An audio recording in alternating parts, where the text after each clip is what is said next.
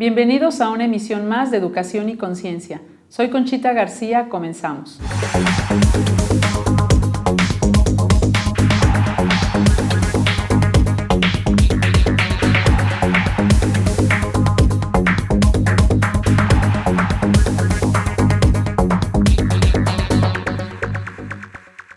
Con el gusto de estar con ustedes y mandando un saludo a todo el auditorio de ESNE desde Querétaro, el Colegio Fray Luis de León, vamos a hablar en Educación y Conciencia sobre la docencia en preescolar. Para ello hemos invitado a la licenciada en preescolar, María Concepción Rodríguez García.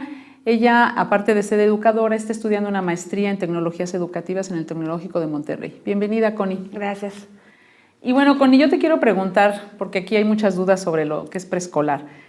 Primero, ¿por qué una maestra de preescolar está estudiando una maestría en educación, tecnologías educativas?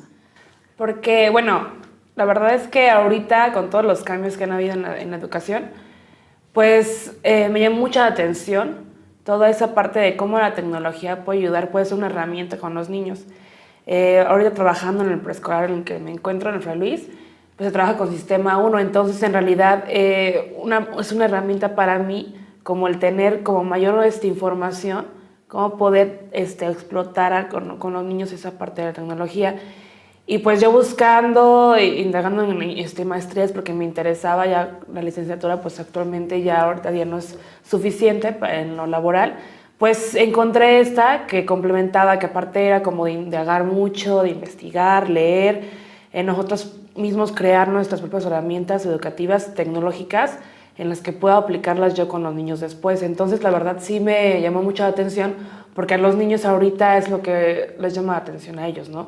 El iPad, el tocar así el touch, que los juegos, que los videos, y entonces hasta ellos mismos hasta lo piden. Entonces es una manera para mí como también de satisfacer sus necesidades en ellos. Ok, Connie. Oye, y tú hace 6 años que saliste de la carrera.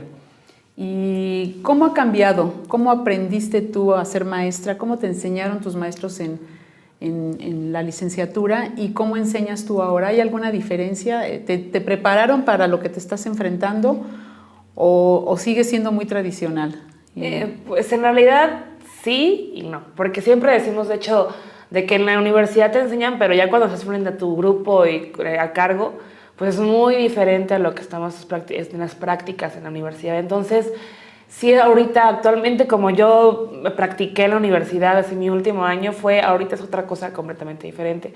Tan solo por tener mi iPad, mi cañón, es algo que no me hubiera esperado yo tenerlo ahorita a los 6 años. Entonces, es algo para mí que sí es muy, muy diferente.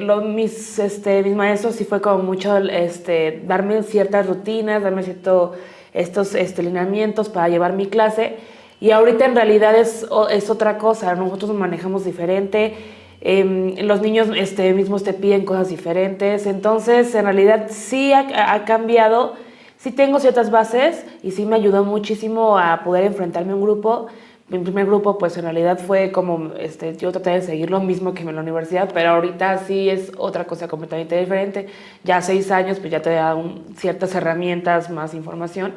Y sí puedo decir que es la tecnología, pues ahorita sí me ha evolucionado mucho. Los niños, de hecho, hasta los mismos niños son muy diferentes a como yo me los enfrenté hace 7 años que estaba en prácticas en la universidad, ¿no? Entonces, sí, para mí ha sido un cambio completamente radical el poder brincar esa parte, ¿no? Ok, y bueno, ¿cómo? Quisiera yo que me dijeras, porque yo he dado clase, pero a nivel preparatoria, ¿no? No me imagino estando en preescolar, se me hace como muy difícil. ¿Cómo es que aprende un niño en preescolar? Pues en realidad es más a base de juego. O sea, es como, bueno, creo que es la respuesta que todos nos esperamos. O sea, al niño le preguntas, ¿qué es lo que más te gusta hacer? Y es jugar. Entonces, el niño es a base de juego, de mucha repetición, de actividades muy dinámicas, didácticas. Los niños a su edad, a esa corta edad, les es muy difícil estar sentados por mucho tiempo, trabajando por mucho tiempo sentados. Les es muy difícil, ellos necesitan como esa parte de movimiento, de mucha repetición. De hecho, hace poco estamos hablando con ellos de antecesor y sucesor. Entonces era, pues, como no decirles tanto del el número que va después y el número que va antes, ¿no? Es como que ellos aprendan el concepto de antecesor y sucesor. O sea, mucho de repetirles si estamos jugando en esa parte. Y hasta había un mismo niño que me decía así, entonces antecesor es el que va antes. Así como que al momento de jugarlo repetía el que va antes, antecesor el que va, o sea, como que hasta él mismo se lo repetía y era como parte como para interiorizarlo, porque sí es para los niños como esa parte de repetición y de juego. O sea, es repetición y juego y tener como ciertas rutinas con ellos, pero sí es completamente lúdico lo que tienes que hacer con ellos. Son actividades de mucho movimiento, de los cantos. Ahorita que les gusta muchísimo, hasta ellos lo piden como los mismos videos, tenemos que estar buscando pues, videos educativos que cumplan con todo. No todos los videos educativos que están en internet son útiles en el salón, ¿no? Y también depende pues, de qué tipo de niños tengas. Entonces, ahorita sí es mucho de buscar ese tipo de estrategias con ellos, pero sí, la base en el preescolar es puro juego. Puro juego. Y esa metodología del juego, ¿tú qué consideras? ¿Se aplicaría para secundaria? En secundaria también hablan de que son muy inquietos, no se pueden estar sentados, por lo mismo que están pues en pleno crecimiento y bueno, su cuerpo está creciendo y reproduciéndose a una velocidad impresionante. Entonces ellos también pues como que se mueven mucho. ¿Pudiera ser también que pudiéramos atender esa parte en secundaria? ¿Tú qué consideras? Yo creo que sí, bueno, al momento de yo ahorita trasladándome esos años de secundaria, pues sí me acuerdo mucho de que para mí las mejores clases eran las que te acercaban a hacer algo diferente, que no estar sentados en el salón, que era como esa parte de cambiar tu rutina, que a lo mejor te veas ya 3 horas sentado en un salón escuchando a un maestro, y para mí era como diferente el entrar que un maestro que te dijera, bueno, vamos a pararnos, ahora cambia, no sé qué, como esa parte para nosotros era como necesario, ¿no? Entonces, siento que a lo mejor sí puede ser como para ellos un complemento. A lo mejor sí es bueno que también los tengan pues cierto tiempo sentados, porque no todo el tiempo vamos a estar jugando toda la vida. Claro. Entonces, sí, los niños tienen que aprender a esa parte de, bueno, este momento vas a sentarte, vas a trabajar, estos momentos para jugar. Entonces, tiene que aprender mucha diferencia en ese sentido. Entonces, a lo mejor sí para un niño de secundaria es como un complemento más, el salir a jugar, el que ellos mismos hagan la clase, ¿no? De que presenten algunos videos. O sea, a lo mejor en preescolar es un poco difícil que el mismo niño lo haga. Buscamos otras estrategias, pero ya un niño más grande a lo mejor hasta puede hacer otro tipo de cosas que le llamen más atención y que no esté como tanto de estar sentado escuchando al maestro. ¿Y cómo evalúas a un niño? ¿Cómo sabes que el niño está realmente, como decías tú hace ratito, ¿no? Interiorizando todo lo que está aprendiendo? O sea, ¿cómo realmente tú te das cuenta de que ese niño está aprendiendo y que estás logrando lo que tú te habías propuesto para la clase, para lo que vas a enseñar, ¿no? En preescolar es mucho la evaluación como más cualitativa. No se evalúa tanto en números, es más por la observación de la maestra, los registros que hagamos. Primero, en el preescolar es como la evaluación diagnóstica, que creo que también se hace en otras secciones, que es como ver cómo llegaron tus alumnos, a partir de qué vas a empezar a trabajar con ellos, qué bases tienes, y entonces a partir de ahí hacer tu planeación. Y ya después hacer pues, nuestra evaluación pues, formativa, que es todo eso de observar, interpretar tu información, todo lo que estás observando con los niños, interpretarlo, analizarlo, y luego ya hacer tus planeaciones y evaluar los campos que vamos a evaluar. Primero pues vemos que queremos nosotros que el niño aprenda y ya después vamos observando si va ese tipo de avances, ¿no?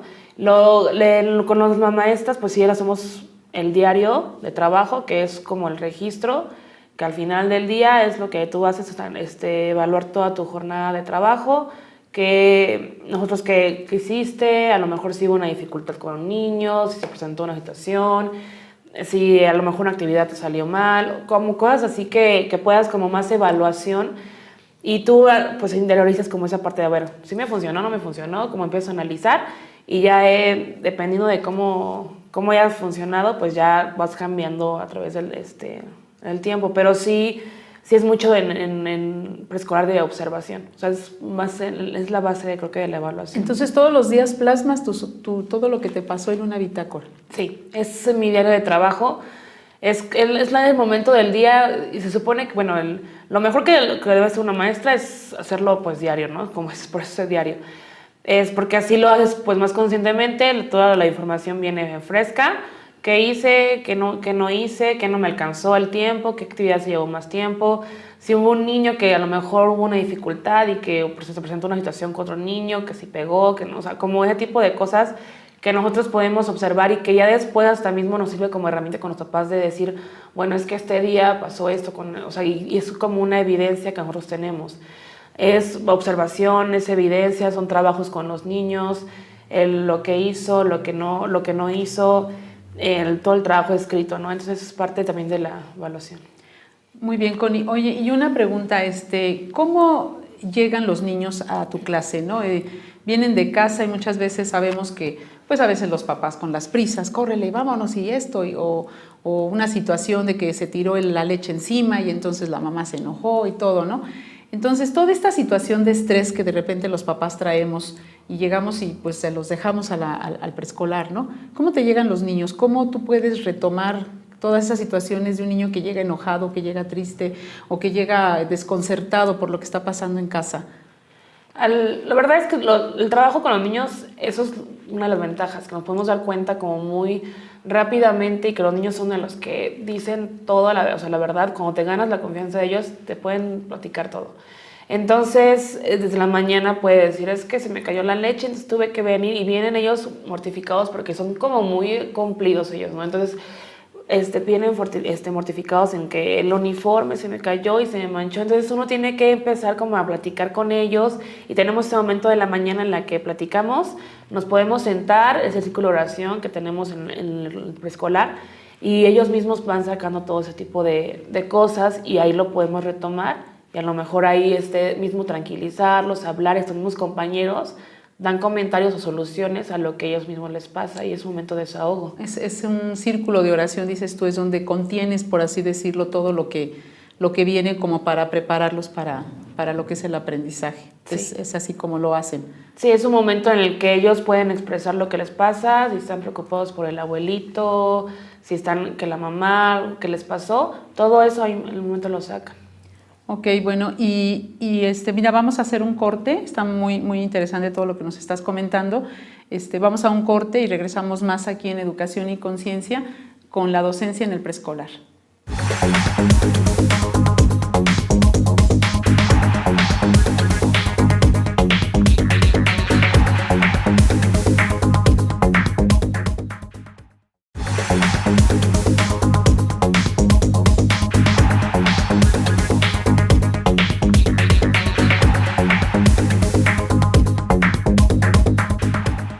Regresamos aquí a su programa de Educación y Conciencia con el tema de la docencia en preescolar.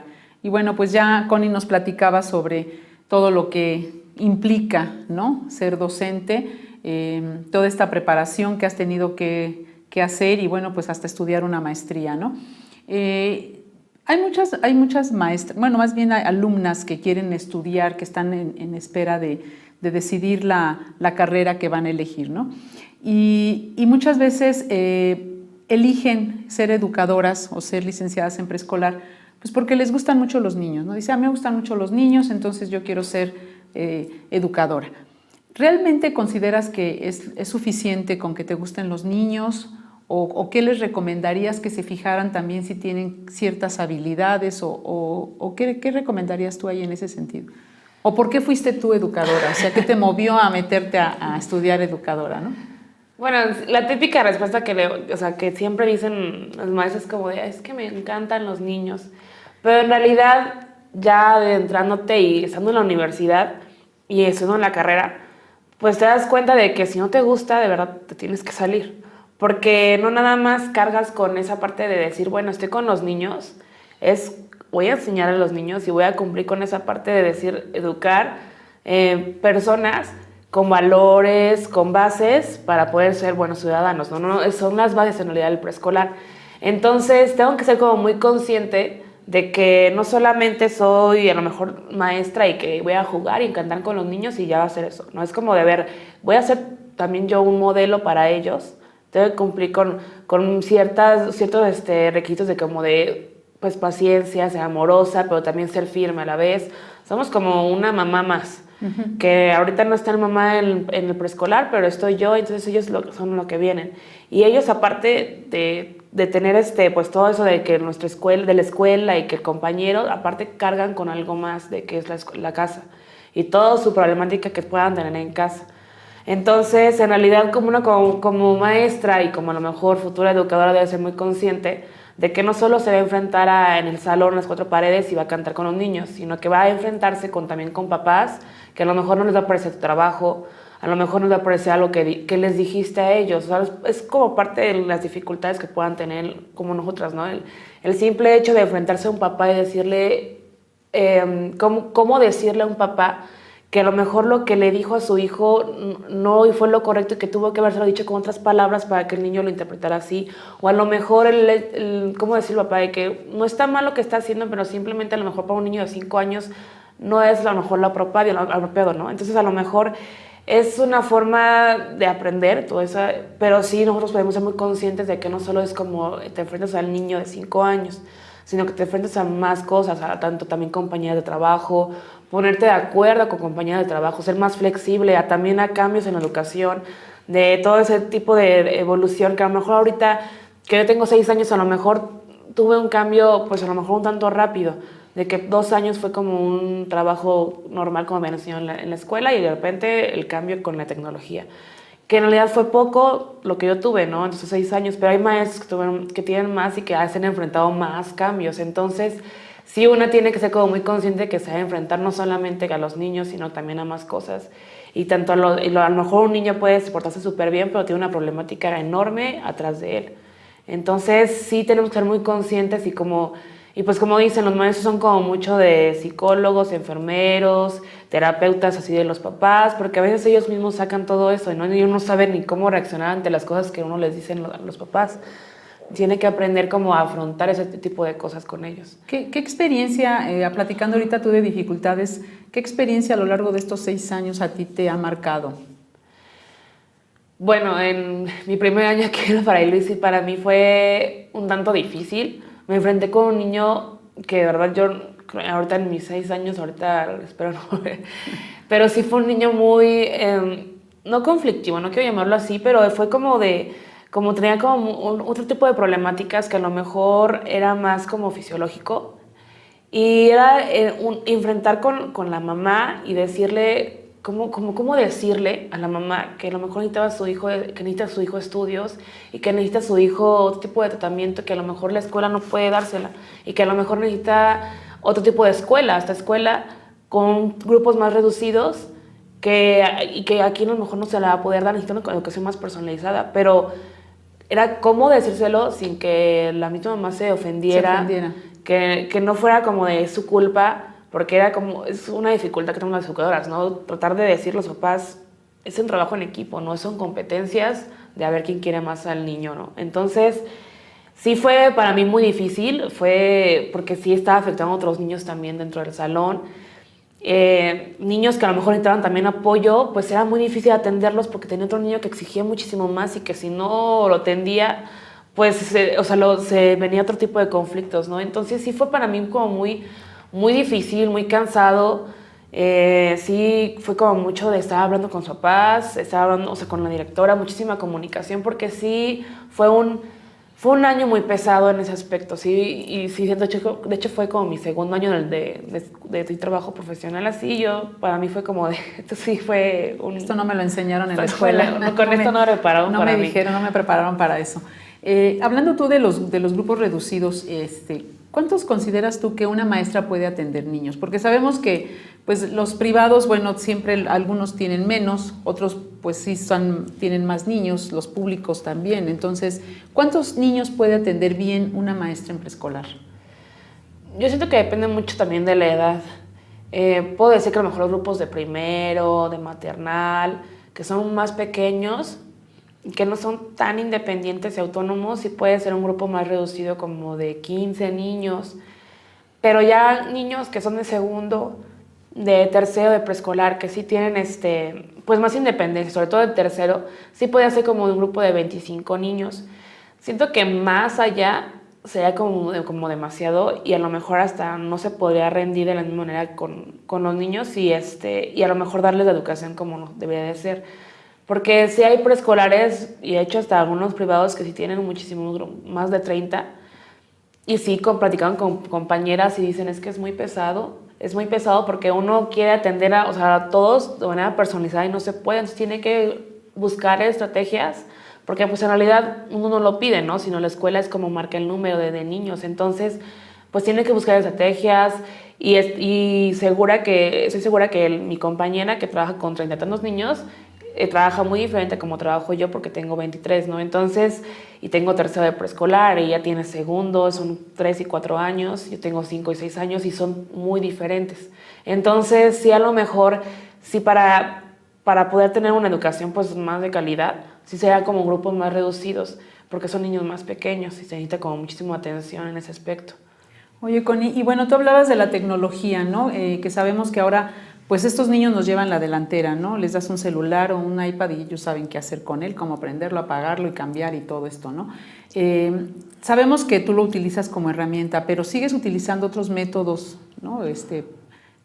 Para escribir o no sé, alguna técnica, ¿no? Para reafirmar toda esta madurez intelectual que necesita el niño para poder después leer y escribir, por ejemplo.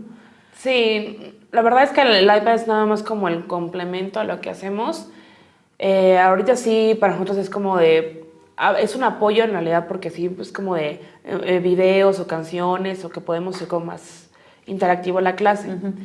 Pero sí, yo ocupo muchísimo esa parte de a lo mejor material, que letras móviles, que el mismo, por ejemplo, para psicomotricidad, la motricidad fina puede ser como más espuma, que pintar como, no sé, con acuarelas, ese tipo de actividades que son no de estar en el iPad, sino estar en su lugar, a lo mejor hasta pueden estar como en el mismo suelo pintando ellos, y que ellos, o con gises en el piso, que a lo mejor puede ser como diferente para ellos si no están en el libro, pintando y escribiendo, sino como un poco más diferente, ¿no? Entonces sí, para acá preescolar sí se necesita muchísimo ese tipo de juegos. Oye, y por ejemplo, ¿cómo se enfrentan ustedes? Digo, ya sé que tienen muchas dificultades a veces, ¿no? De los papás, pero pasa mucho, sobre todo en tercero, que ya cuando empiezan los niños con el proceso de lectoescritura, ¿no? Entonces, ellas se comparan mucho las mamás y, pues mi hijo ya lee, es que el mío no lee. Y entonces, como el mío no lee, pues viene con la maestra a reclamarle por qué su hijo no lee, ¿no? Sí, y ¿cómo le explicas que esos procesos son distintos en cada niño? Que no depende de si tú estás enseñándole bien, sino depende muchas veces hasta de que si es el primero o es el más pequeño o está en medio, ¿no? O es un niño que tiene una mamá que es maestra o tiene un hermanito que le enseña. O sea, ¿cómo afrontan esa parte de ese problema, ¿no? De que no lee mi hijo y pues yo veo que ya la mayoría lee y mi hijo no lee? Sí, creo que una de las grandes ventajas de eso es que los mamás comparan, ¿no? Entonces ahorita de hecho con la tecnología tienen sus grupos de WhatsApp y ahí están como practicando todo, ¿no? Entonces se enteran de lo que no debían hacer. Entonces sí tienden mucho a comparar esa parte. Uno pues tiene que enfrentarse a eso, de decirles, bueno, como decías, a ver, el niño es a lo mejor el pequeño, el hermano que sigue va en secundaria. Y entonces el hermano que de secundaria es el niñero. Obviamente no, pues un niño de secundaria, pues que a lo mejor le interesa más el videojuego, que está con los amigos, que estar atendiendo al hermano de 5 años.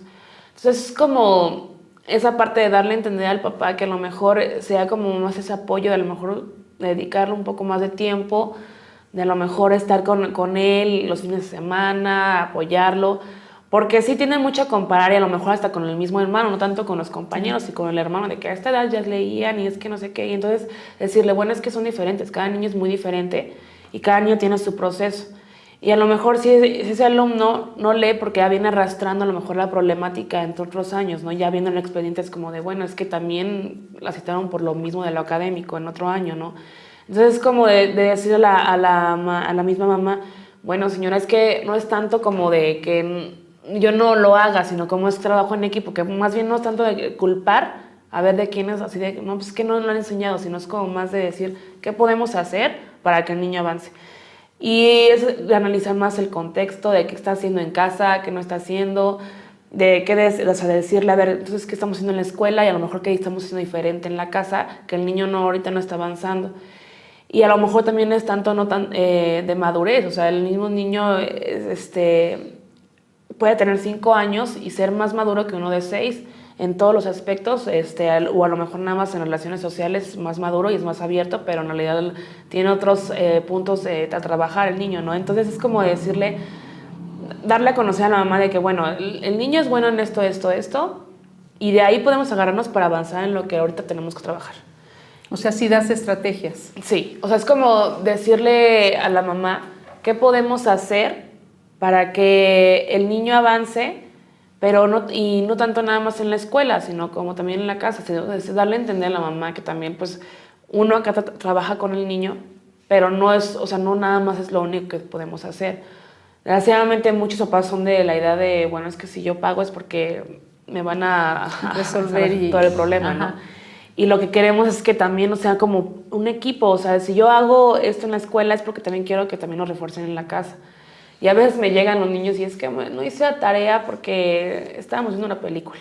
Como que no le dan también la importancia que deben, y ya cuando ya están en tercero y ya ven la prisa y que ya falta medio año para que pasen a primaria, y entonces es cuando ya les empieza la preocupación. Es como darle a entender al papá, bueno, es que si no trabajaron antes, pues también como, o sea, ahorita, a ver, quedan 6 meses a ver qué avanzamos. O sea que los papás sí también no le dan la importancia preescolar, entonces... Sí, es una también de las grandes desventajas que tenemos en preescolar, que no les dan, sobre todo a primero y a segundo. Ya en tercero, que ven que ya van a pasar a primaria, ya es cuando le meten como el acelerador al niño. Pero ya antes es como se la llevan tranquilo, y pues no tiene mucha preocupación. Hay unos papás, sí, mis respetos, que son muy disciplinados y les gusta y cumple y todo. Pero otros papás que como que no le dan esa importancia. Como que y si tienen hermanos más grandes, bueno, le dan importancia a la tarea porque en realidad van a sacar el 0, ¿no? Y acá no sacan 0. Acá es solo la carita triste y ya. Ajá, ok, Connie, pues mira, muy interesante todo lo que nos estás contando, lo difícil que es trabajar con niños de preescolar, recibirlos, pues también la franqueza con la que te hablan, como dices, ¿no? Ellos nos dicen todo. Yo te quiero agradecer que hayas aceptado la invitación a este programa para platicarnos de tu experiencia como maestra en preescolar, y bueno, pues que también agradecerte que les diste una recomendación por ahí a las que están interesadas en estudiar esta carrera. Y bueno, pues como tú, se requiere de mucha preparación, ¿no? No acaba en la escuela ahí. Entonces, pues muchas gracias por aceptar. Y bueno, pues también agradecer al auditorio de ESNE que nos ha visto, y que bueno, pues que ojalá que todas estas experiencias y todo esto que estamos viendo nosotros pues les sirva para su vida cotidiana, si es que son profesores o si son padres de familia, pues también que empiecen a entender un poquito las problemáticas a las que se enfrentan los maestros, ¿no? Pues nos vemos para la próxima en otra emisión más de Educación y Conciencia.